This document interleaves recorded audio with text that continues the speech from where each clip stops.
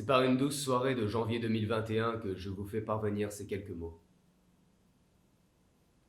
Dehors, le monde des ombres semble s'être à nouveau installé, comme il y a précisément 24 heures, et dans 24 heures encore il en sera de même.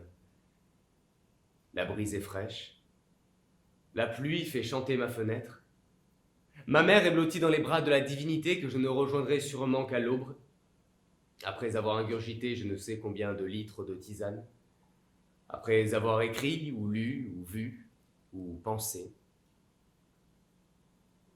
1 an bientôt, que la parenthèse de nos vies est grande ouverte et on ne sait pas encore quelles sont les ponctuations qui nous attendent avant sa fermeture. Peut-être des points d'exclamation que l'on frappera sur la table aux prochaines annonces gouvernementales. Peut-être des points d'interrogation qui serviront à faire reposer la tête qui cherche trop les réponses. Peut-être un point final que l'on gardera bien serré. Pour l'heure, ce ne sont encore que de simples petits points de suspension qu'on tapote par lassitude et impatience. 1 an bientôt que l'histoire du monde n'a l'air de ne plus qu'être une phrase immensément longue et interminable qui ne connaît que de fugaces virgules et qui met entre guillemets certains petits mondes.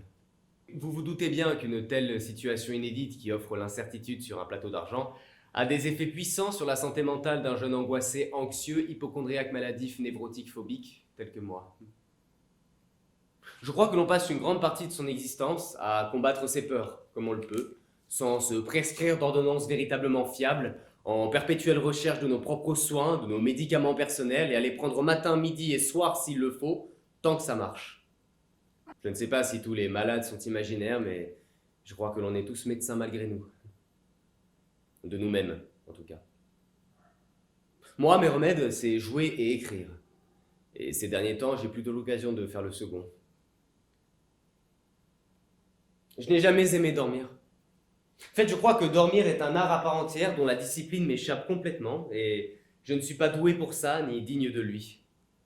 J'ai toujours considéré le sommeil comme du temps perdu, du temps volé, de l'inertie déguisée en repos, un prétexte à se ressourcer alors que rien n'est plus ennuyeux et chiant que passer 8 heures les yeux fermés allongés dans un pieu, à fantasmer une vie qui n'est pas la nôtre ou à s'effrayer de visions qui, soit dit en passant, sont censées être des soi-disant fragments de notre subconscient qu'on imagine alors profondément malades. Dormir m'agace. Et je ne m'y oblige que par épuisement. Mais ce que je hais par-dessus tout, c'est qu'il surgit la nuit quand tout est magnifique. Quand le silence nous chuchote à l'oreille qu'il est l'heure d'être enfin seul, avec soi-même, que ça n'est plus la peine de tricher ou de jouer un rôle, de répondre que ça va quand ça ne va pas, de faire semblant. C'est l'heure où le monde ronfle sous nos pieds. Le moment où l'on peut ressentir l'impression de le dominer, de le posséder pleinement. Ces derniers temps, j'ai vu les aiguilles des horloges se poursuivre l'une après l'autre, sans ne pouvoir ni en arrêter la course, ni en inverser le sens. Tout ce qui m'est venu pour combattre le temps qui file fut la page aussi blanche que ma nuit. Ces derniers temps, j'ai maquillé mes insomnies. Et je vous livre, aujourd'hui, les perceptions que j'en ai retenues, les élucubrations qui en sont sorties. J'espère avec le plus de justesse. J'espère dans la plus grande simplicité.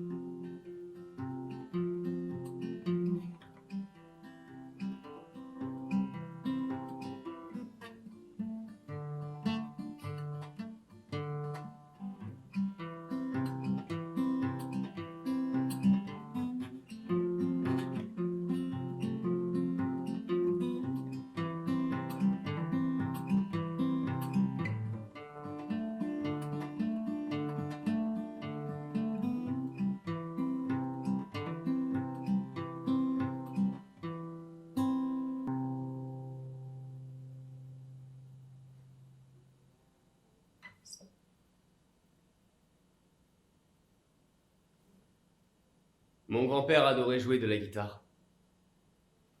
Celle-ci est la sienne, il me l'a offerte, Une Takamine de 1962. Je ne sais pas trop bien ce que cela représente, mais vu qu'à chaque fois que je dis ça, je surprends de l'approbation teintée d'admiration dans le regard de gens qui semblent être des connaisseurs avisés, j'aime à croire que c'est une pièce de collection.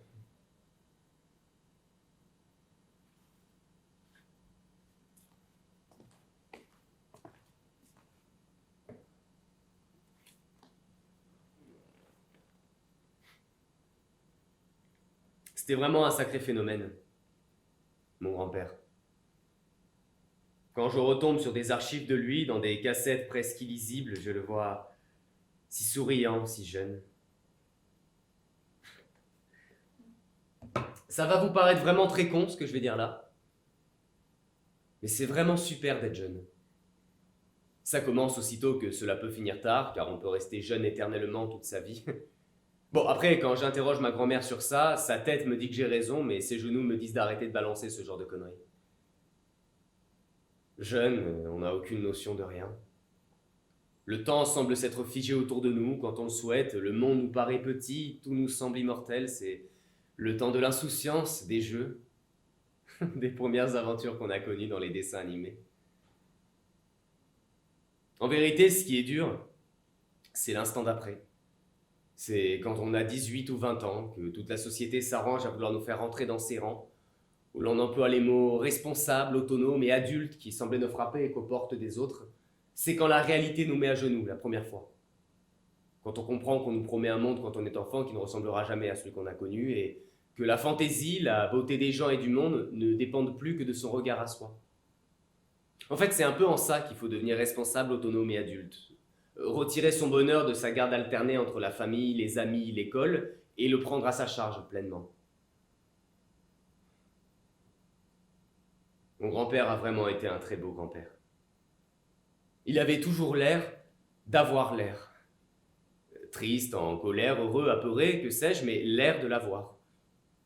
Comme il ne disait rien, c'était à nous d'aller puiser dans ses yeux les richesses qu'il savait économiser par pudeur. Enfant, à chaque fois que j'allais chez lui après l'école, il me mettait un film. Bon, je pense que c'était pour avoir la paix pendant qu'il travaillait sur son ordinateur, mais ça n'a pas toujours été une brillante idée.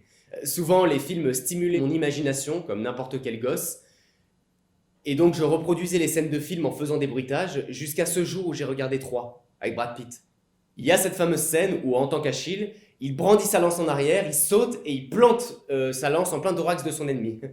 Absolument subjugué par cette facilité qu'avait le personnage à viser à l'endroit précis tout en gardant son charisme, je me suis dit que moi aussi j'en étais capable. Je remplace mon ennemi par un fantôme créé sur mesure par mon petit cerveau. Je change ma lance en coupe-papier fin et je me fais mon propre Achille. Je saute, je vise mal, je me plante le coupe-papier à l'arrière du crâne, je pisse le sang, mon grand-père me met des compresses, mes cheveux ne poussent plus à l'endroit de la cicatrice.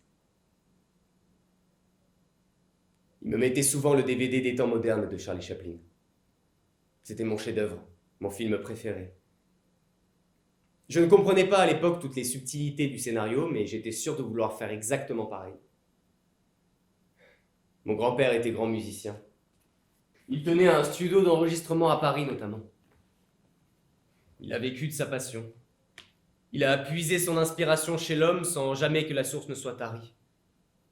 Il a trempé sa plume dans l'encrier du monde, comme si c'était un gouffre béant, dans lequel on peut descendre en rappel, piller les tréfonds clairs ou sombres, et les remonter à la surface pour mieux les découvrir et les décrire aux autres.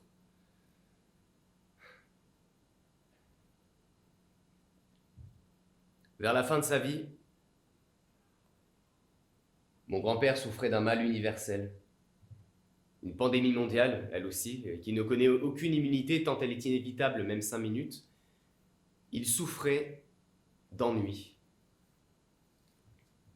Il souffrait de se sentir seul alors que les gens défilaient sous ses yeux. Il se rendait malade, silencieusement, je crois, de savoir dans le fond que le monde continue de tourner, que les solstices, les saisons passent, sans qu'il ne puisse y changer rien et sans qu'il ne parvienne à trouver sa place. Il souffrait d'avoir conscience que chaque minute regorge d'un millier de choses à faire, mais que lui restait là, pourtant, à dévorer la vie comme un plat trop copieux, sans goût, qu'on nous a déjà trop servi et qui ne nous rassasie plus. L'ennui.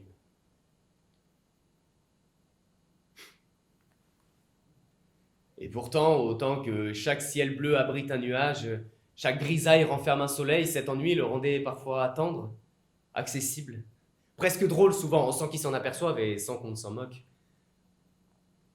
Comme si on caressait l'espoir que, peu importe l'enfer qui nous brûle à petit feu, un simple rire suffirait à tout éteindre, même momentanément. J'aime à penser que l'amour dans lequel nous l'avons accompagné tout ce temps lui a permis de faire le voyage en première classe. Et en furieux du volant qu'il était, j'espère que le conducteur roulait vite. Je n'ai plus vraiment de phobie pour la mort. J'en ai encore un petit peu la peur, hein, bien sûr, l'envie de la retarder, la fascination même, mais je la vois différemment maintenant. Ouais. Comme un repas de famille chiant. J'ai pas envie d'y aller, j'ai peur d'être en avance ou en retard, je sais pas ce qu'il y a au menu, mais je sais que je vais voir mon grand-père.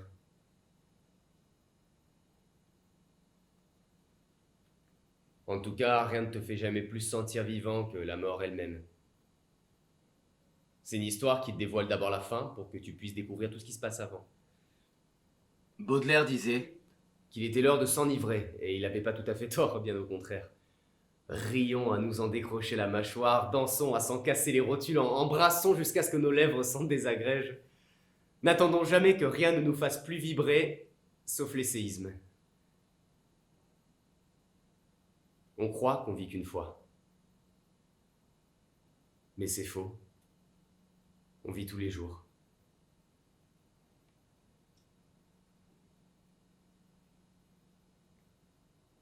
Voilà ce dont je me rappelle cette nuit. Je me souviens de mon grand-père. À la mémoire d'un homme qui a perdu la sienne.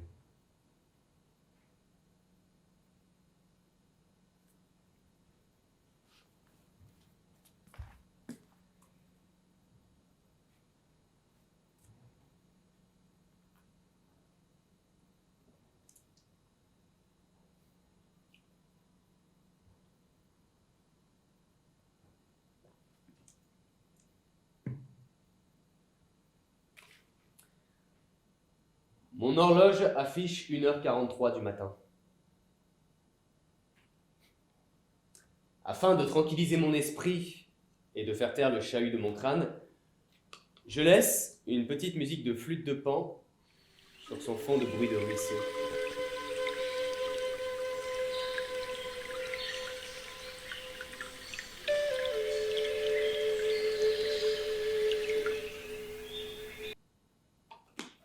Mais je ne dors pas. Mes yeux fixent inlassablement le plafond et se balancent même parfois d'une extrémité à l'autre de la pièce. Je ne parviens pas à trouver la patience et le calme nécessaires pour m'endormir et cela me ressemble bien. Alors, pour seul loisir, je pars redécouvrir mes souvenirs enfouis avec l'infime certitude d'en ramener ou les plus récents ou les plus pertinents. Cette nuit-là, j'ai fait coup double.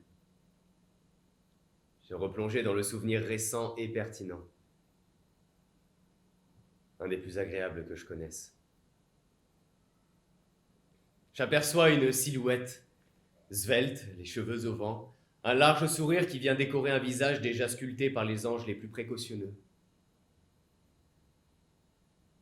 C'est la femme que j'ai le plus aimée, après celle de ma famille. Je parcours chronologiquement et méthodiquement ce que nous avons vécu, en prenant soin d'étudier méticuleusement le moindre détail qui s'offre à moi. C'est bon de pouvoir se souvenir. C'est un pouvoir que la nature nous a donné. Et je suis certain d'en mesurer l'importance quand il me permet à nouveau de pouvoir rire d'une idiotie enfantine ou m'émouvoir d'une soirée passée à la belle étoile, d'une enlaçade particulière, d'un parfum qui savait faire battre les cœurs à la chamade mieux que les autres.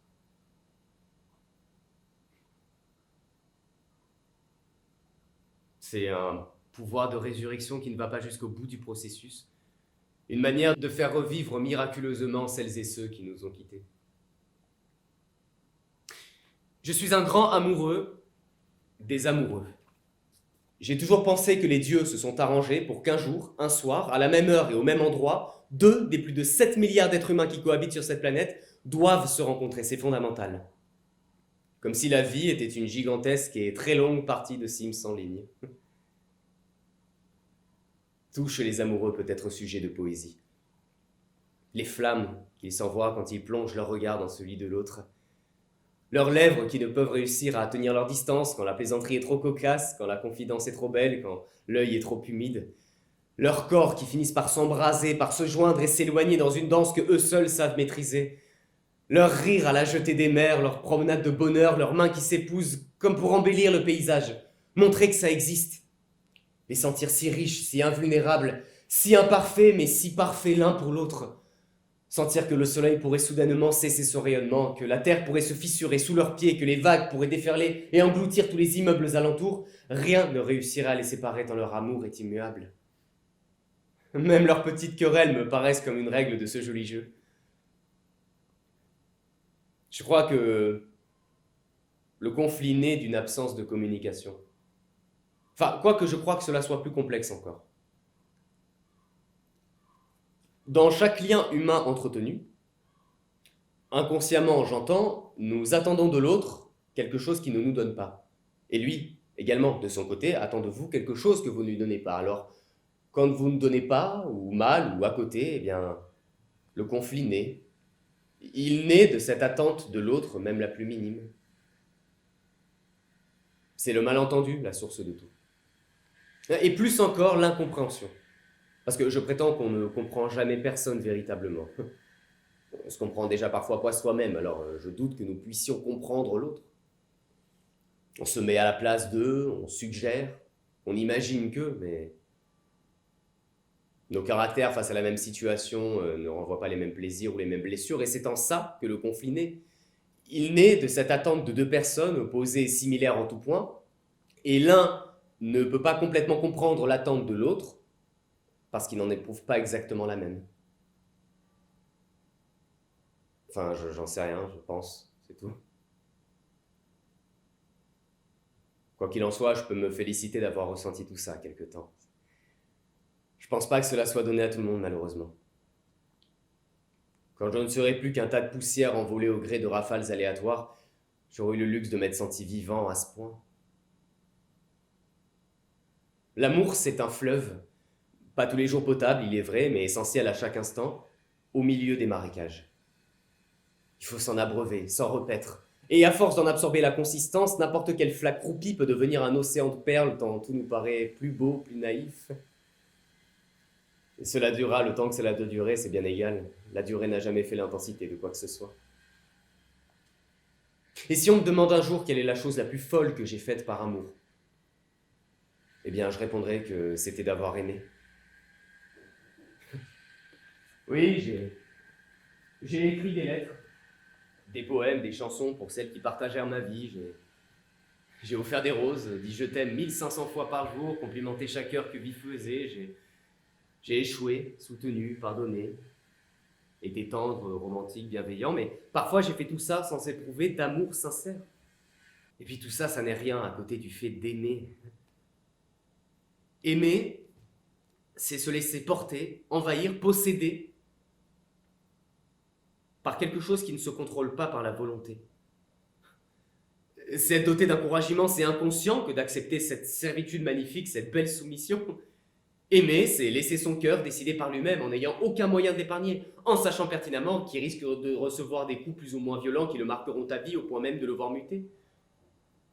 C'est jouer un coup de poker sur un clin d'œil, lancer les paris sur une main qui vous caresse, jouer à la roulette russe sur un baiser volé.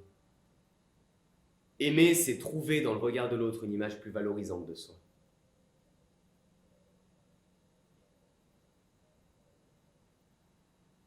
Voilà la chose la plus folle que j'ai faite par amour. Aimer. Viscéralement. Sans honte et sans crainte. Sans armure, sans protection. Transparent. Quant à la silhouette qui a fait de ma vie un vaste champ de coton, je veux lui dire merci. Le soleil peut cesser son rayonnement maintenant. La terre peut bien se fissurer, les vagues peuvent déferler, les volcans peuvent entrer en éruption. J'ai croisé le regard qu'il me fallait pour ne plus avoir peur de rien.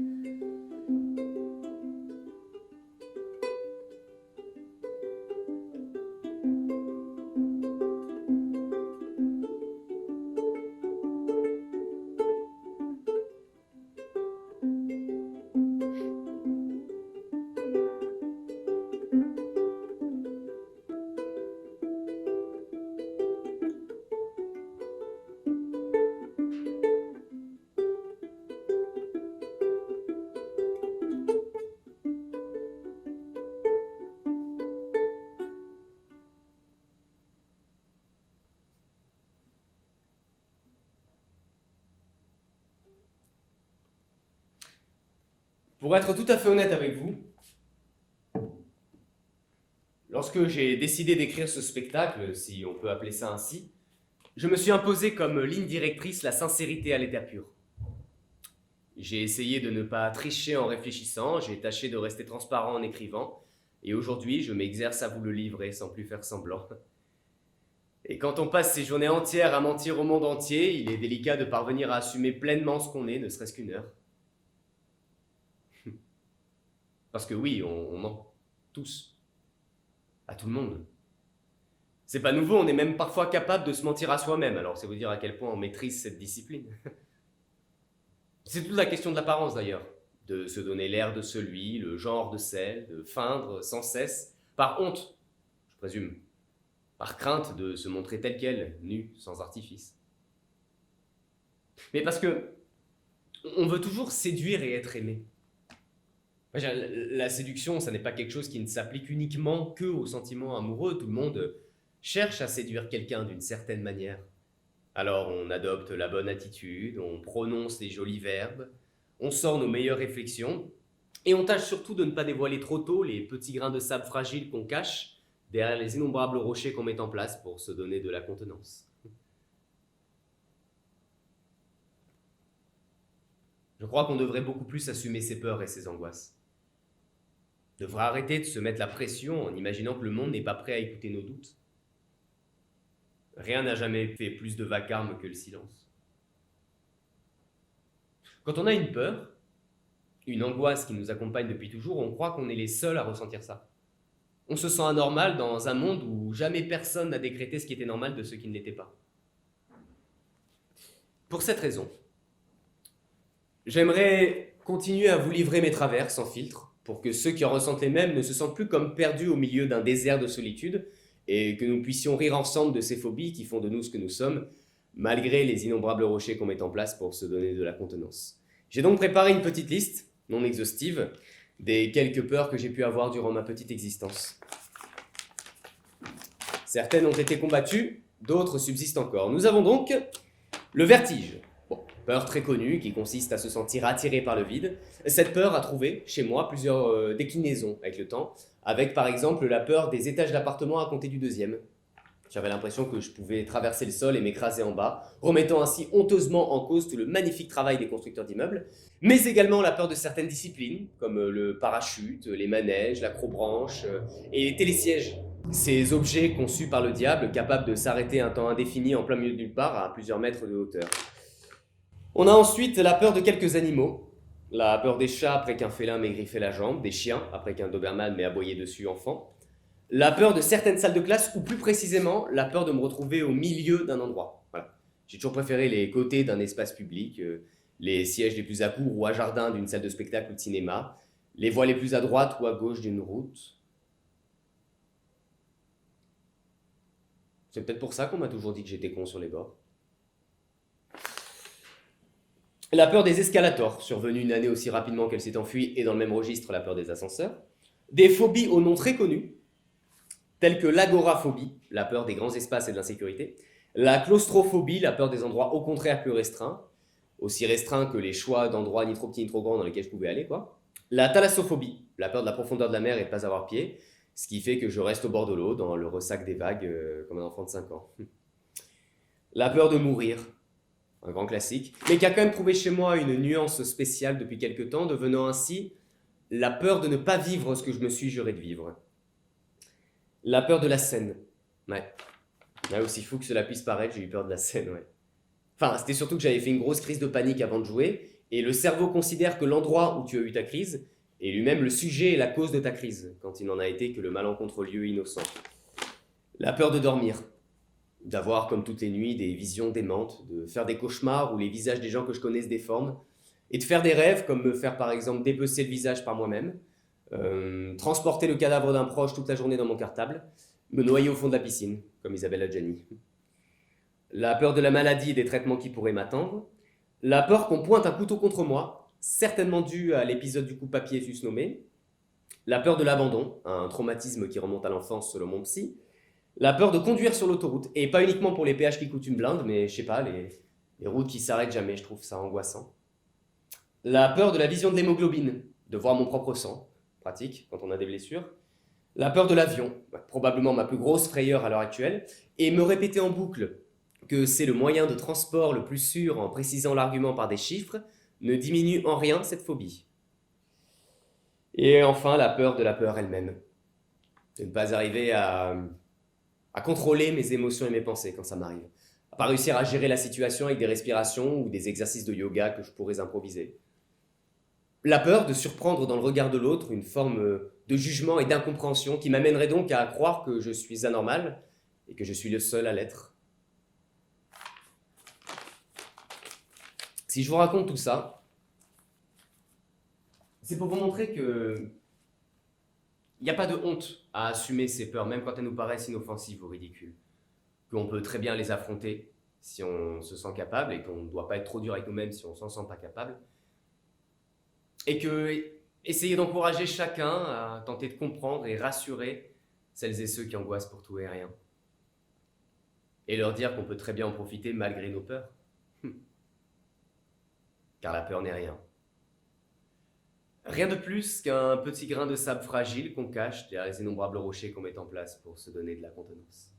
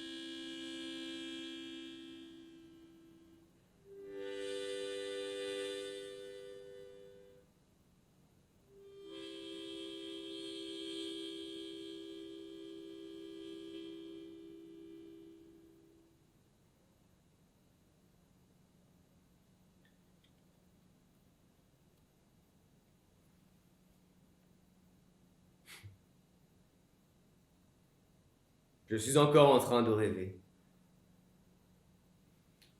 La clarté de l'horizon chasse peu à peu étoiles et lunes pour venir réveiller une certaine partie des colocataires de cette planète. Les cernes tirent mes yeux vers le bas, et mes perceptions commencent à doucement se confondre avec des scénettes imaginaires inventées de toutes pièces par le sommeil qui me gagne. Alors qu'enfin Morphée m'offre sans effort la faculté de finir de m'enfermer dans ma forteresse, soudain, un joli petit bourdonnement traverse le mur de ma chambre. C'est la fille de mes voisins de palier. Elle termine sa nuit à l'heure où j'entame la mienne et je pense qu'elle veut me faire payer cette erreur de timing. Ses cris stridents se saccadent, se rapprochent et s'accompagnent de sanglots serrés dans la gorge. Et puis plus rien. Le silence est revenu. C'est fou, cette capacité, ce talent, ce don qu'ont les bébés à être capables de crier sans s'arrêter, sans se lasser, sans éprouver même de douleur, et à être même parfois partant pour recommencer et réitérer quelques minutes plus tard.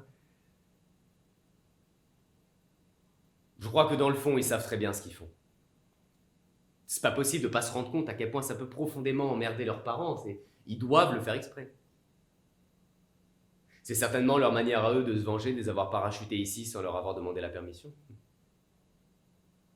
Ils savent que le monde sera trop grand pour qu'ils ne parviennent à trouver définitivement leur place. Ils savent qu'ils traverseront l'existence sans ne jamais savoir ni combien de temps cela va durer, ni de quelle manière cela finira, ni ce qui les attend, et qu'ils ne changeront probablement rien à tout ce merdier, et qu'ils seront comme tout le monde, que de simples petites comètes qui se croiseront parfois, s'entrechoqueront peut-être, et que rien ni personne ne laisse de traces véritablement indélébiles, sauf certaines, invisibles à l'œil nu, dans des cœurs proches.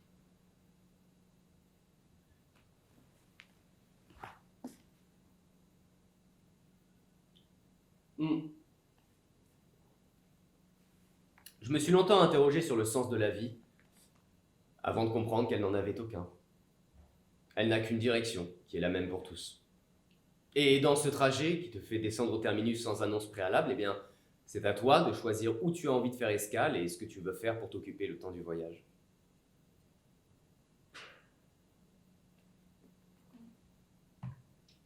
Enfant, j'étais persuadé que le bonheur était la quête véritable de la vie. Donc je m'empêchais d'être trop heureux, parce que je croyais que si on était heureux, alors on mourrait. Comme si on avait compris à quoi ça servait tout ça, et que dès lors, c'était plus la peine de jouer. Et que c'était pour ça qu'on pouvait mourir n'importe quand, à n'importe quel âge. Une fois qu'on avait connu le sentiment de se sentir vraiment épanoui pleinement, eh bien, la vie n'avait plus aucune autre saveur à nous accorder, donc elle devait s'achever. Mais la vie en elle-même, elle n'a aucun but, aucun objectif, aucune mission, aucun intérêt, aucun plaisir même, autre que ceux que tu te seras fixés au fil du temps. C'est pour ça d'ailleurs que j'ai jamais compris ce que ça voulait dire de réussir sa vie ou de la rater. C'est pas un examen. C'est un examen, de toute manière, tu pourrais pas avoir de diplôme à l'arrivée. Donc, y a pas d'évaluation, de barème, de critères. C'est pas totalement juste, je pense, de considérer qu'on peut réussir sa vie ou la rater dans son entièreté. On a à peine le temps de la savourer, de la détester ou de l'aimer selon l'humeur. Et puis, de toute évidence, le succès et l'échec sont deux notions abstraites et parfaitement subjectives qui ne trouvent donc leur notion et leur définition, leur valeur, qu'auprès des cœurs qui se livrent, mais pas dans les dictionnaires. Certains diront que tu as échoué là où d'autres diront que tu as réussi, et vice-versa. Et paradoxalement, il y a une pression qu'on se met sur les épaules, on suppose que les autres, le monde, l'univers tout entier, ont pour nous une exigence particulière, qu'il va absolument falloir aimer et accepter que le temps fait faner les fleurs et fragilise les muscles, et pose des traces de son passage après chaque printemps sur des mains et des visages dont les peaux ne seront plus jamais aussi douces et lisses que lorsqu'on est enfant, qu'il va absolument falloir fonder une famille, et trouver un travail, et avoir une voiture, gagner de l'argent, tâcher d'être riche, se cultiver, rester impeccable et irréprochable, et veiller à rester éveillé. Quand en vérité, on ne devrait faire ses choix que pour se sentir heureux et vivant. On devrait simplement comprendre que la vie n'est rien de plus qu'une mélodie bourrée de notes fausses ou belles, et que l'intérêt, ça n'est pas de chanter plus fort ou de jouer plus juste, ou d'être accordé mieux que les autres, mais d'apporter sa propre tessiture, de participer à la musique en écrivant sa propre partition. Il n'y a pas de notice, de mode d'emploi, à tout ça, chacun combat la fleur au fusil, donc je pense qu'on devrait beaucoup plus pardonner ceux qui font des erreurs. Moi, j'ai fait le choix d'en vouloir à personne. Bon, déjà, par pur égoïsme, la rancœur n'est qu'un poison de soi-même, un gouffre sans fin, une automutilation du cœur, une scarification de l'esprit. Elle ne procure le mal qu'à celui qui l'entretient.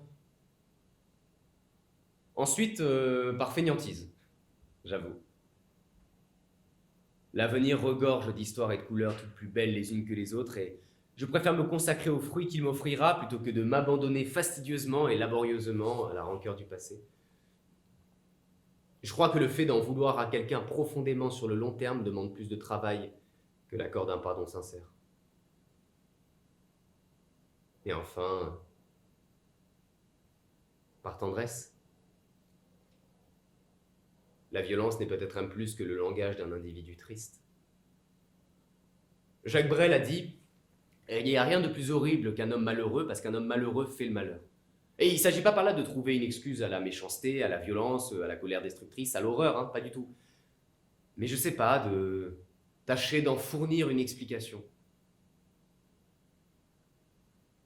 Il n'y a pas de gens méchants. Il n'y a que des gens qui souffrent. Et je crois que chacun fait ce qu'il peut avec ce qu'il est.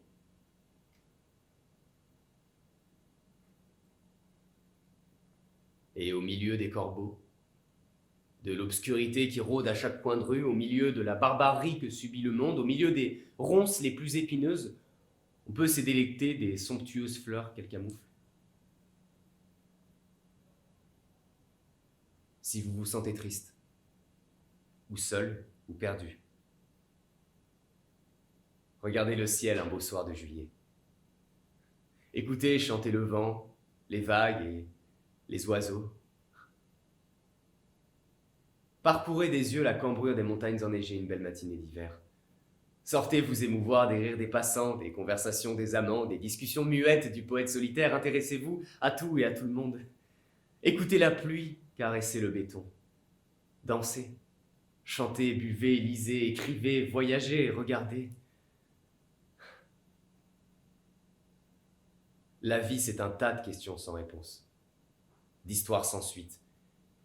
C'est un tableau bien dessiné, en perspective, auquel il faut apporter toutes les couleurs dont on a envie. Et surtout, c'est une grande, grande aventure.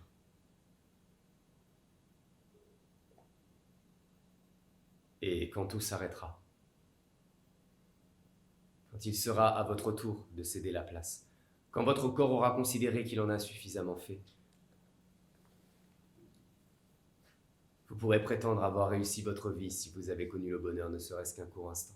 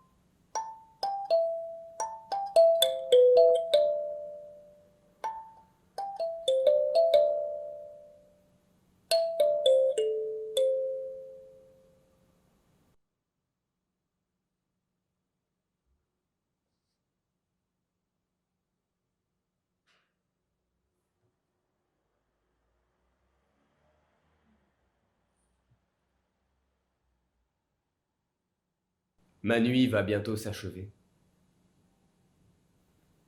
La lune va doucement décliner et cesser de me faire la conversation pour laisser le soleil réveiller les travailleurs, les étudiants, les enfants et les parents.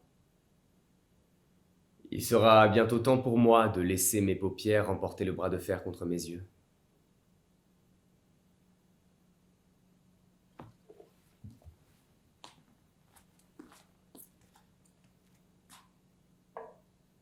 J'ai pris plaisir à vous raconter un bref échantillon des pensées qui peuvent me traverser quand je ne dors pas. Il y a encore bien des choses que j'aimerais pouvoir me dire pour vous les transmettre, mais Bon, rapidement. Le seul remède contre un cœur qui voudrait hurler, un regard abîmé ou des gorges qui se serrent est et restera le temps. Ceux qui se tiennent au bord de l'eau sont soit des amoureux, soit des poètes, soit des mélancoliques. Le paradoxe, c'est que la réalité nous endort alors que le rêve nous maintient éveillés. N'importe quel individu autour de nous est un livre gorgé d'histoire et d'intrigues, donc n'attendons pas qu'il ne soit plus dans la bibliothèque pour le consulter. Voilà. Je pense avoir à peu près dit tout ce qui me passait par la tête cette nuit.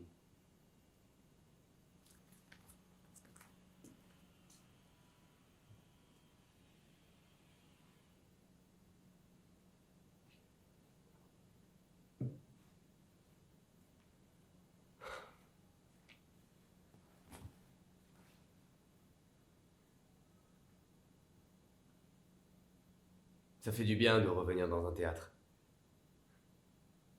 De retrouver le plancher de la scène qui grince par endroits. De sentir sous ses pieds les pas des nombreux artistes qui sont venus se présenter ici précédemment. Et se rendre compte qu'on fera à notre tour partie des pas que sentiront les prochains qui viendront fouler ce plateau. C'est bon d'écouter le silence d'une salle de spectacle quand on arrive. De pouvoir échanger avec le personnel qui vient nous aider à déposer les décors. De sentir des gouttes de transpiration et des larmes ruisseler sur nos visages quand le feu des projecteurs est ardent. C'est magique de découvrir les coulisses qui stockeront le matériel humain et technique, les loges qui accueilleront chaleureusement les orphelins d'un soir, le catering préparé spécialement au préalable par les équipes du lieu. C'est magnifique de pouvoir à nouveau, le temps d'une pièce, se faire transpercer par la sensation d'être de retour chez soi, en sécurité, enfin, que maintenant plus rien ne compte, que le temps s'est suspendu pour nous laisser vibrer et qu'enfin on a capturé la vie tout entière et qu'elle n'écoute que nous. Avoir cette sensation d'être invincible et immortel.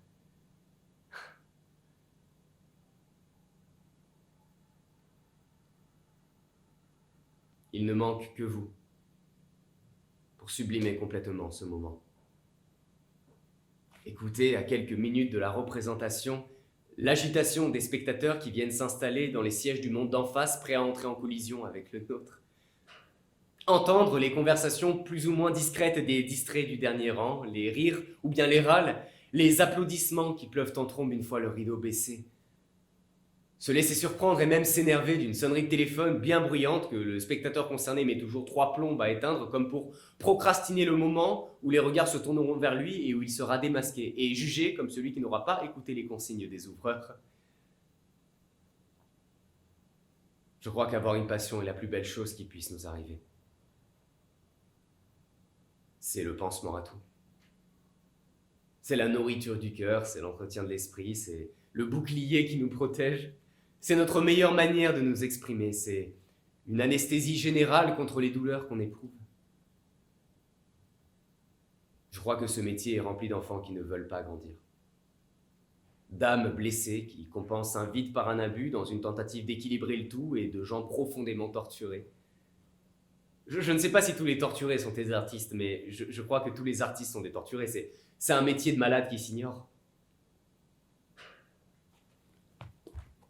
Être artiste, c'est être un fou, parmi les fous, qui met sa camisole à l'envers.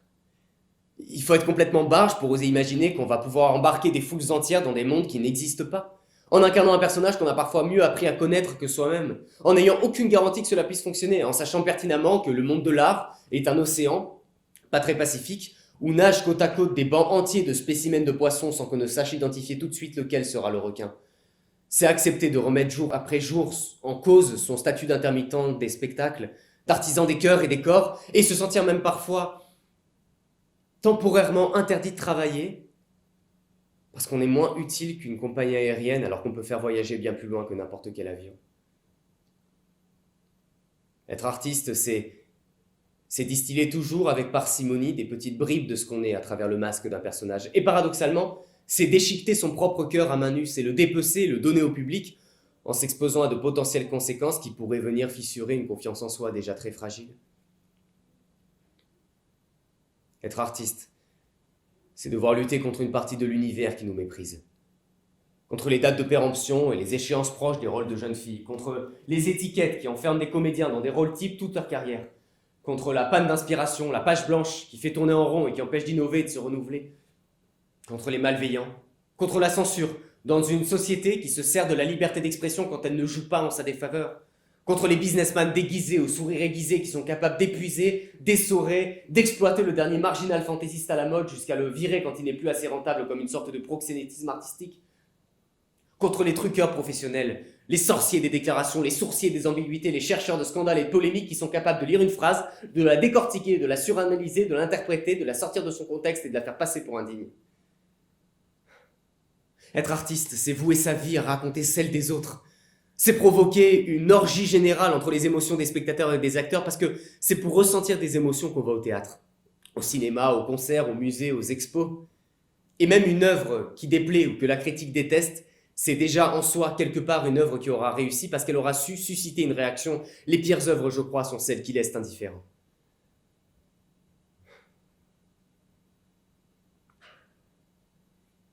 Voilà ce que c'est, être artiste. Et c'est finir sa vie en ayant l'impression de n'avoir rien fait.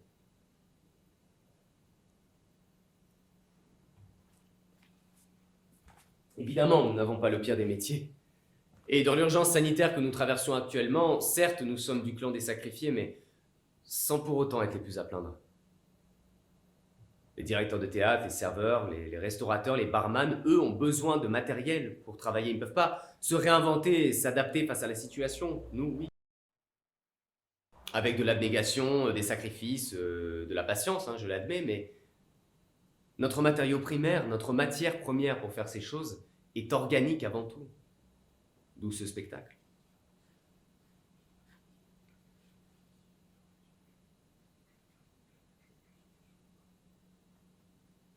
Pour autant, je ne suis pas de ceux qui s'inquiètent de l'avenir de l'art et des endroits dédiés.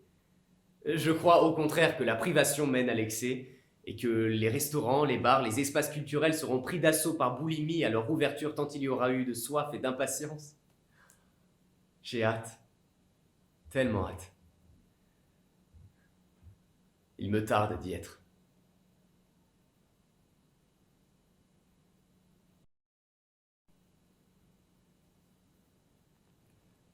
En attendant, j'ai l'ami pour rire. J'ai la famille pour aimer. J'ai le papier pour écrire, j'ai le cœur pour jouer. Et j'ai la lune pour rêver.